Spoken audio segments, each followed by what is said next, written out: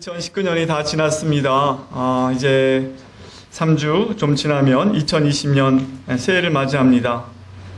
여러분 2020년 이제 맞이하는 여러분의 마음이 어떻습니까?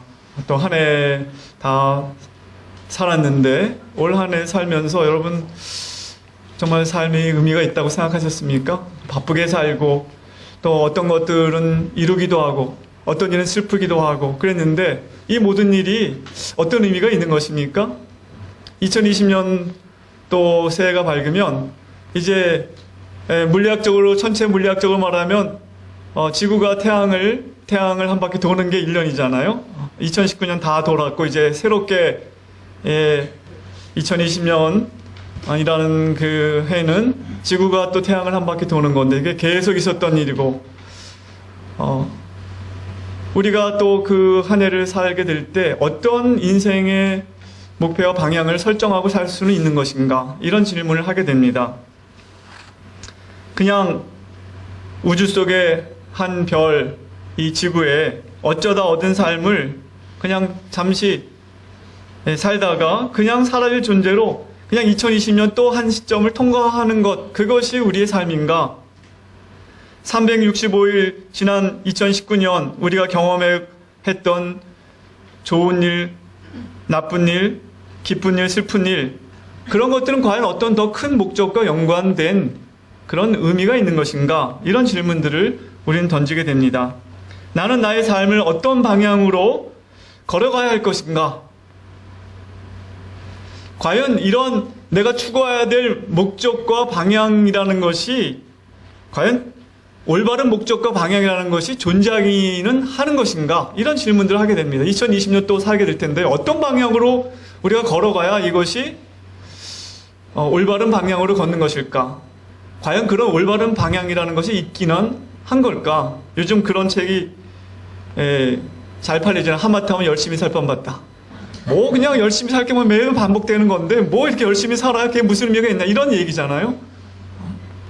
그런데 오늘 성경 본문은 우리에게 그러한 질문들에 대한 답변을 주고 있습니다. 로마서 11장 마지막 부분인데요. 로마서는 16장까지 이루어져 있습니다. 성경의 66권 중에 로마서는 굉장히 중요한 책으로 우리 기독교 전통에서 가장 중요한 책 중에 한 권으로 여겨진 책인데 16장으로 되어 있고 보통 1장부터 11장까지는 교리를 다룬 부분으로, 그 다음에 12장부터 16장까지는 이제 그리스도인의 삶을 다룬 부분으로 그렇게 이해해 왔습니다. 그런데 전통적으로는 1장부터 11장의 내용이 굉장히 중요하다고 봤어요. 교리를 다루는 면으로. 특별히 사도 바울이 이 기독교의 구원의 진리를 잘 설명한 책으로 하나님 앞에서 사람이 어떻게 의로워질 수 있는가, 어떻게 하나님의 진노에서 벗어나서 그 영광에 들어갈 수 있는 그런 존재가 될 수 있는가, 자기의 힘으로 율법을 지켜서 될 수 없고 오직 십자가에서 우리를 위하여 피 흘리시고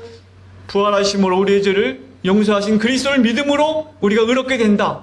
이런 쪽으로 우리가 많이 이 로마서를 읽고 해석해 왔습니다. 그래서 이 로마서를 연구하는 많은 사람들은 바울 사도를 굉장한 신학자로, 특별히 소위 신학으로 말하면 조직 신학자로 어떤 특별한 교리, 구원론을 깊이 다룬 그런 분으로 이해해 왔는데 현재에 와서 사도 바울을 좀 다르게 이해하는 그런 관점이 우세해지고 있습니다. 바울은 선교사였다는 것입니다. 그리고 이 로마서는 선교사가 쓴 편지, 로마 교회에 보낸 편지이기 때문에 선교사의 편지로 읽어야 한다는 것입니다. 그러면서 1장부터 11장까지를 중시하고 나머지 그냥 좀 덜 중시하고 넘어갔던 부분 중 특별히 마무리하는 부분 15장에 로마서 15장에 사도 바울이 로마서를 썼던 원래 목적이 거기 기록되어 있다. 이렇게 보고 있습니다. 로마서 15장 22절로 29절이 사도 바울이 이 편지를 로마 교회에 보낸 목적이 기록되어 있다는 것입니다. 15장 22절로 29절 한번 같이 보겠습니다. 제가 이렇게 했어요. 그러므로 또한 내가 너희에게 가려 하던 것이 여러 번 막혔더니, 바울이 로마에 가려던 것이 여러 번 막혔더니 이제는 이 지방에 일할 것이 없고, 사도 바울이 일하고 있는 지역은 로마 제국의 이 동쪽 지방인데 일할 것이 없고 여러 해 전부터 언제든지 서바나 스페인으로 갈 때 너희에게 가기를 바라고 있었으니 이는 지나가는 길에 스페인으로 가려고 하는데 그 중간에 로마에 들려서 너희를 보고 먼저 너희와 사귐으로 얼마간 기쁨을 가진 후에 너희가 그리로 보내주기를 바람이라. 로마 교회에 너희가 나를 스페인으로 보내주길 바란다. 나를 파송해 주길 바란다. 이런 글을, 이것이 로마서를 쓴 목적이라는 거죠. 사도 바울은 그 다음에 그 PPT 하나 보여주시기 바랍니다. 사도 바울은 지금 선교 지역이 이 두 개의 동그라미가 겹치는 지역이었습니다. 이 지역은 헬라어를 쓰는 지역이었습니다. 이 오른쪽의 동그라미는 헬레니즘 세계인데요. 저쪽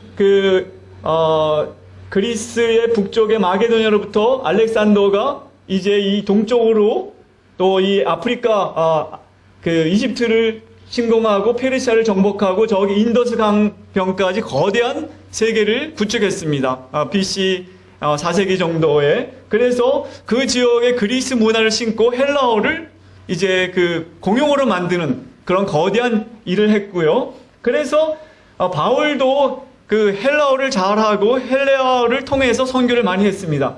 그런데 로마는 반대로 저 이탈리아 반도부터 시작해서 이제 그 반도를 차지하고 북아프리카, 튀니지아, 오늘날 그쪽의 카르타고를 점령하면서 지중해 패권을 장악하면서 이제 이 과거의 헬레니즘 세계 쪽으로 진출을 해서 이 유프라테스 강까지 로마 제국의 경계를 설정해서 이 두 개의 세계가 겹치는 지역, 이 중간 지역이 로마 지역의 동로마 지역인데 헬라어권 지역입니다. 주로 1차, 2차, 3차 전도 여행이 거기 이루어졌습니다. 거기 오늘날 터키 지역을 비롯해서 그리스 지역이요. 근데 이제 바울은 이 지역에는 더 이상 내가 할 일이 없고 이제 저 로마 제국의 서쪽 지역, 스페인까지 가기를 원한다. 저 지역은 라틴어를 쓰는 지역입니다. 원래 로마의 언어는 라틴어죠. 라틴어를 쓰는 지역으로 선교지를 옮기는데 로마 교회 너희가 나를 그 지역으로 보내는데 협조해 주길 바란다. 이것이 사실 로마서를 바울이 썼던 중요한 목적이라는 것이죠. 이 동쪽 지역에 로마 제국의 동쪽 지역에 선교할 때 바울을 파송하고 지원했던 중요한 교회는 안디옥 교회였습니다.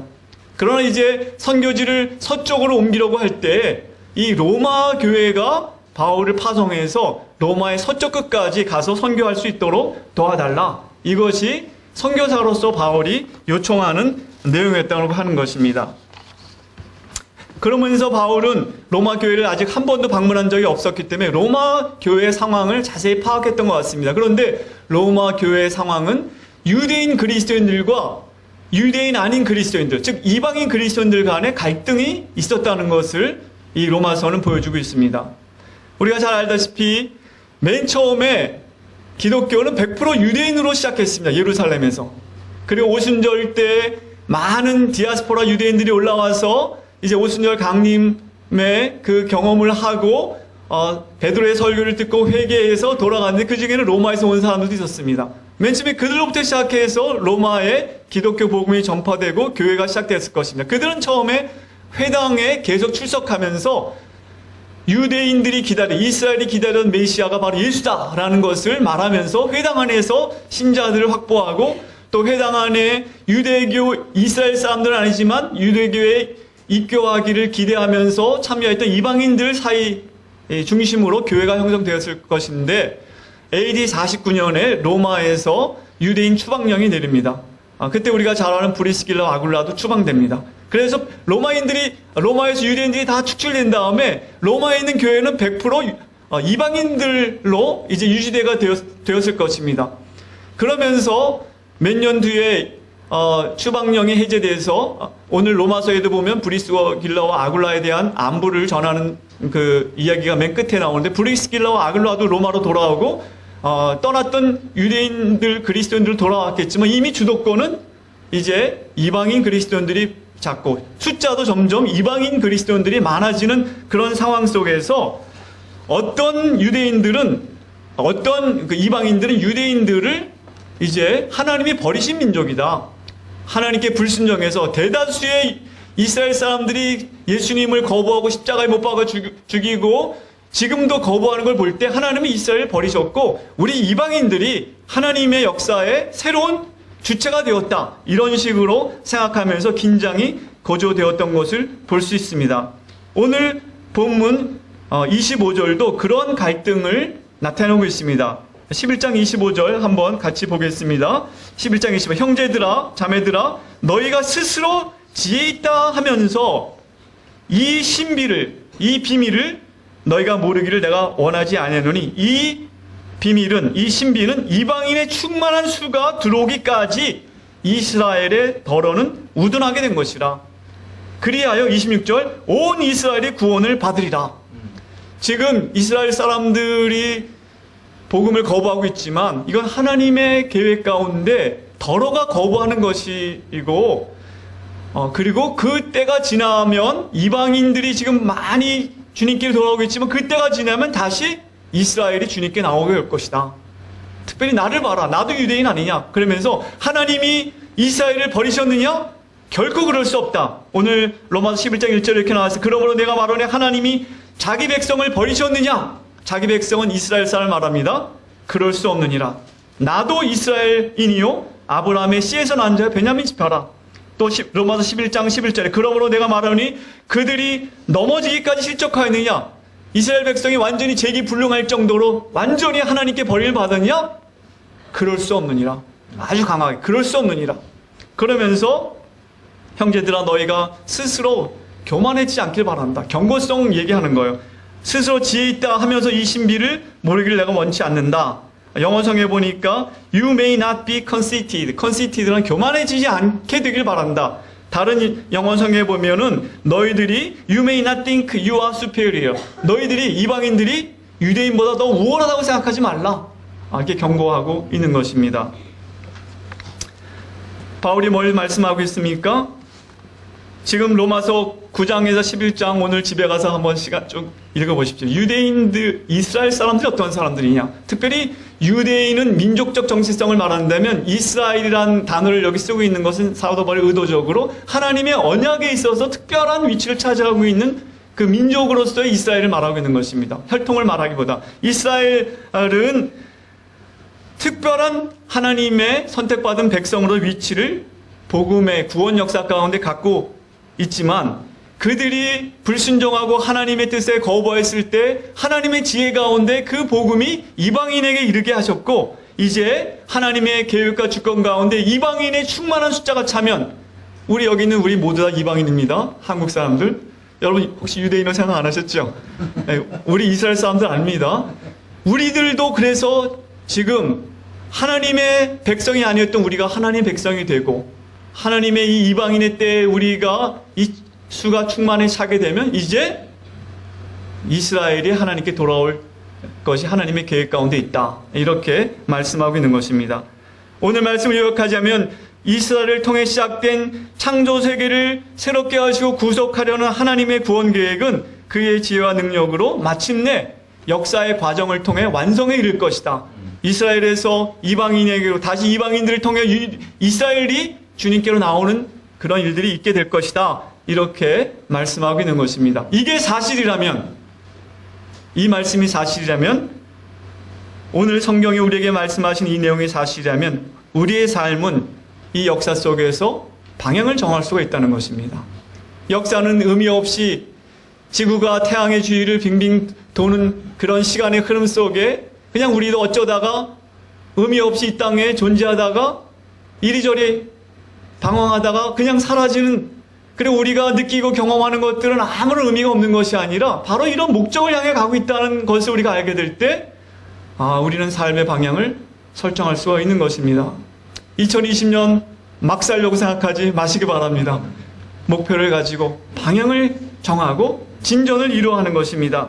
왜 우리는 삶의 방향을 설정할 수 있다고 보는 것입니까? 제가 세 가지로 간단하게 요약해 보겠습니다. 첫째는 성경이 역사를 의미 있는 이야기로, 하나님의 계획과 주권이 전개되는 이야기로 보고 있기 때문입니다. 역사는 지향점을 가진 이야기입니다. 그냥 계속 끊임없이 반복되는 그런 얘기가 아니라 시작과 종말이 있는, 결말이 있는 이야기입니다.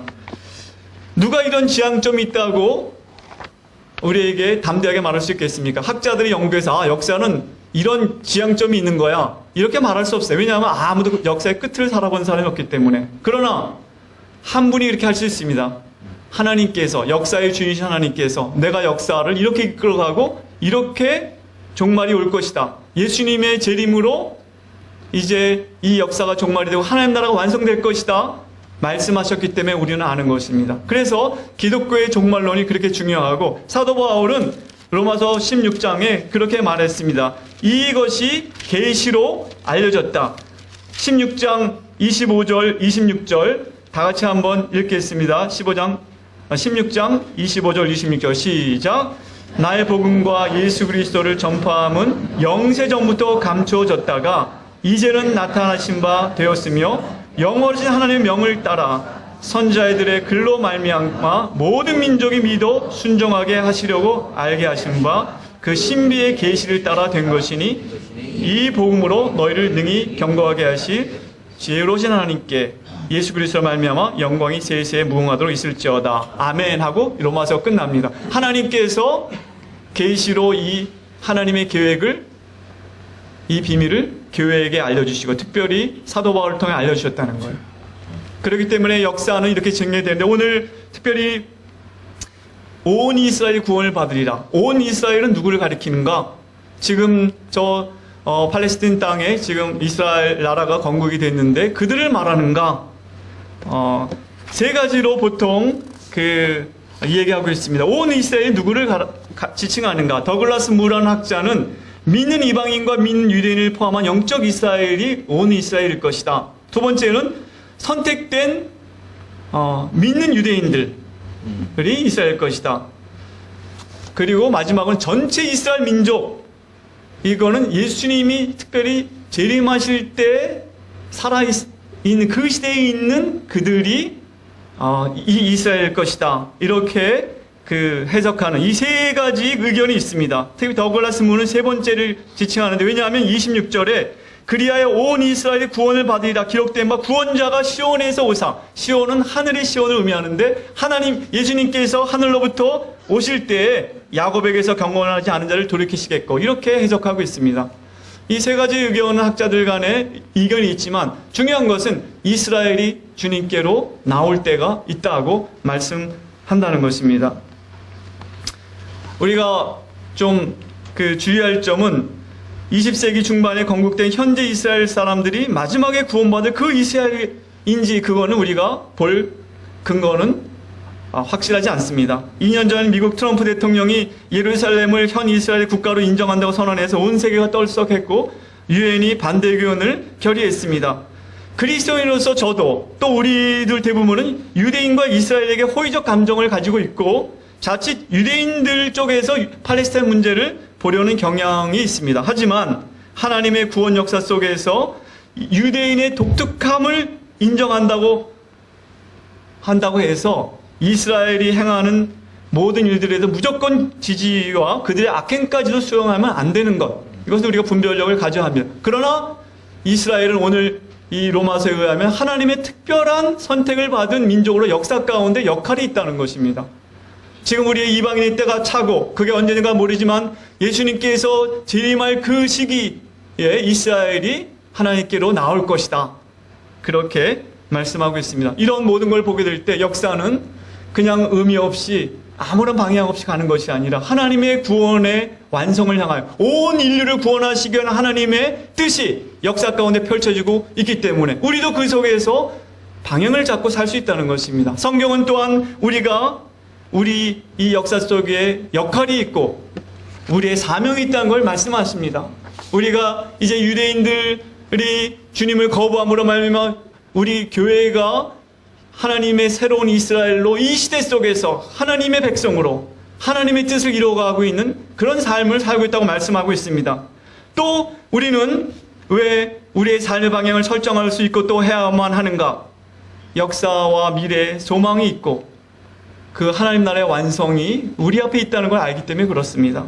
오늘 로마서 11장 마지막 절은 찬양으로 끝납니다. 이는 만물이 주에게서 나오고 주로 말미암고 주에게로 돌아갑니다. 그에게 영광이 세세토록 있을지어다. 아멘. 이제 이 우주는 하늘의 영광으로 가득 찬 하나님 나라로 나아가고 있습니다. 우리가 볼 때 이 세상은 너무나 문제가 많고 우리 인간 사회에 너무나 문제가 많고 특별히 우리 한국 사회는 지금 마치 역사로 보면 밀물이 아니라 썰물처럼 여러 가지 우리의 민족의 어떤 역량이라든가 전망이 굉장히 지금 내려가는 그런 시점에 있습니다. 뭔가 좀 우울해요. 우리가 비관주의에 사로잡히기 쉬운 때가 있습니다. 북한 문제도 그렇고 외교적, 경제적으로 여러분 다 좀 그렇게 분위기를 느끼시지 않습니까? 그러나 하나님은 이런 모든 선악간의 모든 일들 가운데에도 이 역사를 이끌어 가시면서 하나님 나라를 완성해 가실 거라고 성경에 말씀하고 있습니다. 누가 주의 마음을 알았느냐? 누가 그의 모사가 되었느냐? 누가 주께 먼저 드려서 갚으심을 받겠느냐? 깊도다 하나님의 지혜와 지식에 부여하며 하나님께서 우리의 모든 그런 인간의 모든 과정 가운데 지혜를 가지시고 이끌어 가시면서 마침내 역사의 완성에 이르게 될 것입니다. 2020년 여러분 목표를 가지고 하나님 나라를 향하여 우리가 걸어가고 있음을 알고 방향을 잡기 바랍니다. 그런 방향을 잡을 뿐 아니라 계획도 가져야 합니다. 왜냐하면 하나님 나라를 지향하게 될 때 계획도 가져야 합니다. 사도 바울은 내가 이제 로마로 가기 전에 예루살렘을 먼저 간다. 예루살렘에 가서 많은 이방인 교회가 준 헌금을 예루살렘 교회에 전달한 다음에 이제 내가 너에게로 갔다가 스페인으로 가기로 한다. 이런 계획을 세웠어요. 물론 바울의 계획대로 딱딱 되지는 않았습니다. 예루살렘 올라갔다 체포되고 바울이 기대했던 거는 다른 방향으로 죄수의 몸으로 로마에 가게 되지만 계획을 세웠습니다. 2020년 우리는 하나님 나라를 향하여 발걸음을 옮겨놓기 위하여 사실은 계획을 세워야 합니다. 한 1년 계획도 세워. 우리 눈에 지향점을 둬야 합니다. 1912년에 로버트 스코트 경이 남극을 탐험하면서 나침판을 가지고 이제 남극을 향해 가는데 막 남극의 빙판 위에 바람이 몰아치면서 걷다 보니까 나침판을 가지고 대강 이쪽으로 남쪽으로 가긴 가는데 한참 보면 크게 원을 그려서 제자리를 빙빙 도는 거예요. 그래서 그때 어떻게 했냐면 눈을 뭉쳐가지고 앞에다가 한 10m 앞에다 던지고 그걸 보고 거기까지 가고 나침판을 보고 남쪽을 향해 눈을 던지는 거죠. 거기서 또 던지고 갔다고 합니다. 우리가 장기적인 하나님 나라를 지향한다고 하지만 우리 눈을 지향할 목표를 또 2020년도 세워야 합니다. 내가 그리스도 안에서 어떻게 영적으로 성장할 것인가? 교회에서 또 가정에서 직장에서 어떻게 나의 삶을 주님을 위해 살 것인가? 구체적으로 목표를 세우고 2020년 열심히 살아봐야 다 헛것이야. 그런 소리 하지 말고 우리의 삶의 방향이 있고 목적이 있고 의미가 있다고 생각하면서 또 한 걸음 진전을 이루어야 합니다. 사도 바울이 그렇게 했던 것처럼 이제 그가 이 지역에는 더 이상 일할 것이 없고 말하면서 이제 내가 로마로 가서 너희의 보냄을 받아 스페인으로 가겠다 말한 것처럼 우리도 2020년에 하나님 안에서 우리가 믿음으로 세운 계획을 하나님은 우리를 축복하시고 우리를 또 이끌어 가실 것입니다. 아무쪼록 2020년 그런 복된 한 해가 되기를 기대하면서 주님 안에 기도하고 한 해를 잘 마무리하고 새로운 계획과 희망을 가지고 주님 앞에 진전을 이루는 그런 여러분이 되시기를 주님의 여러분 축원합니다. 하나님 감사합니다. 저희들 또 한 해를 살았습니다. 어떤 때는 저희가 마음이 허무해지고 무슨 의미가 있나 그런 생각이 들 때도 있지만 오늘 이 말씀을 통하여 하나님이 우리를 이 땅에 이 시대에 보내시고 하나님의 백성으로 선택하시고 우리를 또 사용하길 원하신다는 걸 깨닫게 하시니 감사합니다. 하나님 사도 바울이 로마에 갈 계획을 세우고 스페인을 향하여 그의 눈을 또 고정하였던 것처럼 우리도 2020년에 또 우리에게 또 눈을 고정할 수 있는 그런 목표를 가지고 하나님을 위하여 또 진전을 이룰 수 있도록 도와주시옵소서. 감사를 드리고 예수님의 이름으로 기도드립니다. 아멘.